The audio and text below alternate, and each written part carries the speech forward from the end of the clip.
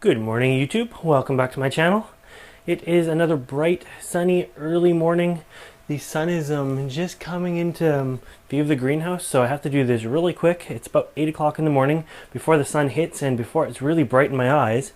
But today we are going to be talking about this chamber I put in the greenhouse here behind me. As some of you may know, I had this in a spare bedroom in my office in the house here, and it was just sort of for your carnivorous plant growers. It was a lowland chamber. For your orchid growers, it was a hothouse sort of chamber. Just a warmer environment for some of my plants to grow. So since the new greenhouse has a space, I've brought it outside, and I just thought I would sort of show it to you. From a distance at first, I can kind of describe the points, then I'll bring it in, I'll show you the sort of equipment, and I'll show you the plants that are in it. But to start with, what I did was I took the bottom shelf off here and sat it actually on a shelf right above the fogger. The fogger and this are completely unrelated. I tried not to seal them to get or have the fogger like fog into it. When I did that, it actually kept it cooler and with less humidity. So it's very sealed up. I bubble wrapped the sides and the back to keep some of the heat in. I have shade cloth on the front so that I can pull over on a sunny day. What else do we got going on in here? In the middle I have two thermometers. One goes inside so I can monitor the temperature from inside, and one is out here. It is currently 74 degrees in there at 8 o'clock in the morning. So this usually stays about 10 to 12 degrees warmer at night than the actual greenhouse itself. What I did for heating was, you can see two lights up here. These are just ordinary sort of industrial lights I got at Home Depot. I don't even know what they call them. Clamp lamp sort of style. I took incandescent bulbs, the ones that you screw into pot lights, and I actually spray painted them black. And I did that because I wanted the lights on all the time. It gets natural light for plant, excuse me, for plant growth, but I needed a heat source, and I needed a heat source that wasn't too extreme. So there's two 65-watt bulbs in there that are painted black. They produce very, very little light, except for way up on the stem. They produce a little bit of light. So at nighttime it is dark in here. Daytime, like right now, they're on, but you just can't tell. But they're producing quite a bit of heat in there, enough to bump it up 10 degrees or 15 degrees from the ambient greenhouse temperature. When the sun comes in, I have a light meter. I can tell that on a cloudy day there's about 1,000 foot candles of light in there, and when the sun is shining in there, there's 3,000 foot candles of light. So plenty of light. Being it's a small chamber, I do have to watch that it doesn't overheat. On sunny days, I just sort of unzip this about halfway so it gets some airflow, and maybe turn off the lights. Haven't had it set up that long, so I don't know how the summer is going to be. I do know I'm going to have to watch it closely, but at this time of year and in the winter, it's great. So I put all my Lowland Nepenthes in there. We have got a truncata, a bicalcarata, clipiata, ampullaria, and a rafflesiana in there, which I'll show you in a bit. Up top there are some little phals, just sort of some test phals. I want to see how they do in there compared to out in the greenhouse itself. So there's a couple species, there's a couple little miniature phals in there. I threw a couple bulbophyllum orchids in there as well because I had them and thought, why not? They're warm growers as well. So why don't I bring it in a little closer and I'll show you the equipment, and then we'll just put all the plants out sort of, and you can have a look at those as well. Okay, so I'll try to keep you on the tripod as long as possible. I have you sitting on a shaky table, so you still may bob, but you can see the lights up there. The bulbs are painted black. So far I found in the daytime, temperature in there gets up to about 95, 98 degrees on a brighter day, and about 85, 87 degrees on a cloudier day. The greenhouse cooling system comes on in here, so even on a warmer day it keeps it about 83 in the greenhouse, and it just bumps it up that 12 or so degrees higher, and really creates great lowland conditions. As you can see from the humidity in there, it's hot and steamy, and it stays like that all the time. There's a couple fans. You can see one in the background there and one in the background up there, right in the sort of corner. What else can I show you here? Well, why don't we go in and, we'll have a look down here too. The very bottom shelf, I put a Rubbermaid lid, and in the Rubbermaid lid I filled it with about an inch of water to up the humidity in there, and I put some of the warm growing sundews down there that just like it warm and hot as well. So there's a Drosera Adelaide, just loving it in there. I think it's in bloom. And I have noticed from the increased temperature, the Nepenthes already are doing so much better. The ones that were in the greenhouse here, like the truncata, I was told was a highland species, but I really have my doubts. And it's really been growing great since it's been in the chamber. The other ones, since they've been out here and getting more natural light and more of a natural cycle, even though they were in the chamber in the house, they're doing so much better out here as well. When I bring them out, you'll see the ampullaria, like a lot of people's ampullaria, did get a sunburn. And it was actually just from growing under lights in the old greenhouse before it even went into the house. Just a normal 50-watt compact fluorescent bulb burnt the leaves. So anyways, let's take you off the table and I will bring out some of the plants and you can have a look.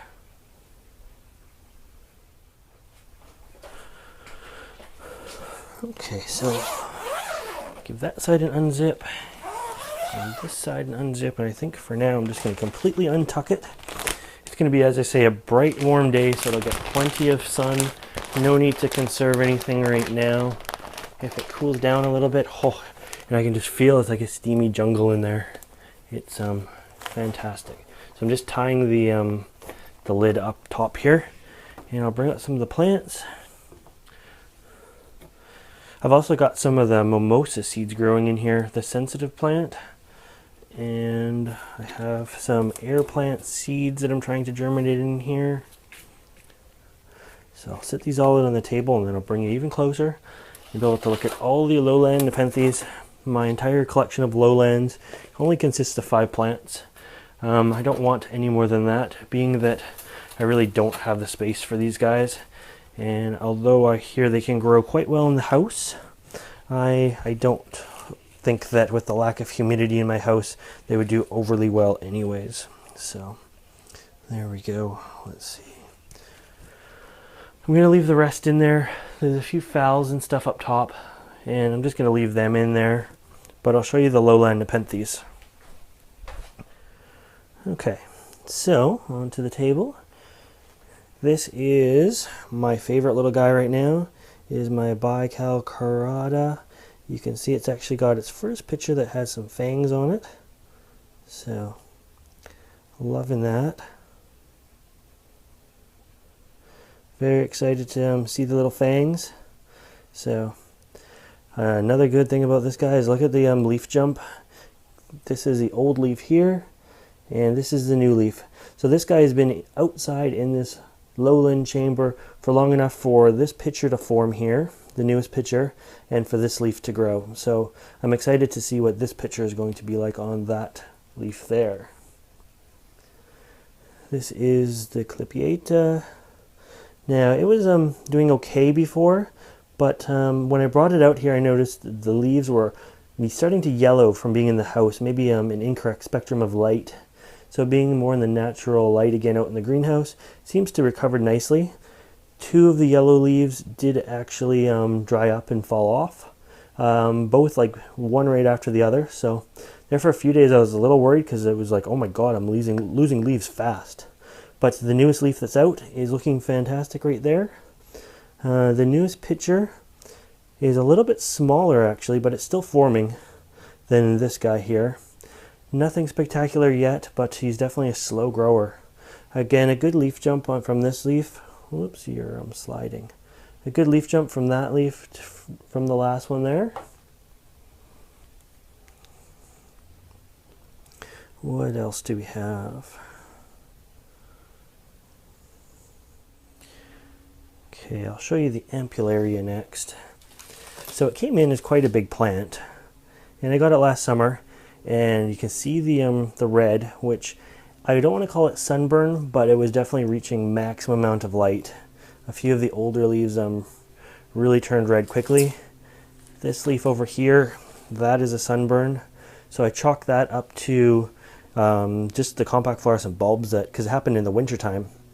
I also attribute the smaller leaves to cooler temperatures. So between the artificial light burning and the cooler temperatures, this is one of the plants that inspired me to get this grow chamber in the first place. Again, although I was told it would do fine in my conditions, maybe a little sluggish, maybe a little cold, I found it didn't do well at all. So It's had 3 new leaves since it's been in lower light and warmer conditions. Again, the leaf jump between the last 2 is huge. So we've got a great big leaf coming out on this guy now. A lot of basils down below. I'll try to zoom in there. So it's kind of doing what the ampullaria does. All kinds of little basils in there. Growing quite nicely. This plant I find needs a lot warmer conditions than they say, at least my particular one. And it hates light, so it is in the darkest corner of this grow chamber. It doesn't get any direct sunlight at all. It's sort of in a deep shady spot. And this guy here is the Rafflesiana. Maybe I'm saying that right, maybe I'm not. Move a few plants out of the way there and bring this guy forward. So again, it came in as a good sized plant. Lots of pictures on it. They're awesome pictures. Kind of a creamy color with red dots on it. The newest leaf is looking fantastic. Huge leaf jump. Look at the size of that leaf. This is the newest leaf that has a picture. So that between the 2 of them, this one is like double the size. This picture formed in the grow chamber. So it is just opening, but it's a good sized picture already. And I'm sure it has a bit of swelling to do still as well. I love the wings that come up the side of these guys. I really like these plants. But yeah, so there's a few good leaf jumps just from being in the chamber. And this chamber has only been set up for 2 weeks. These guys were in the chamber in the house, but it was nothing like this. It never got up to 95 or 98 degrees in there in the daytime. It wasn't nearly as bright with the natural sunlight coming in. And the nighttime lows with these bulbs is actually warmer than in the house too, because in the house it was on a timer, and when the lights went off, it went down to room temperature, which that room was cold. It was just the office, so the heat wasn't on high. So it got temperatures of 63 sort of at night. Now it's getting temperatures of 72 at night, and the difference is just astronomical for these lowland guys.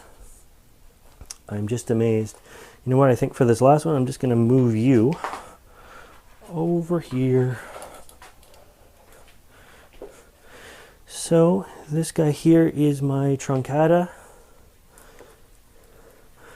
Again, I found it didn't take very much light at all.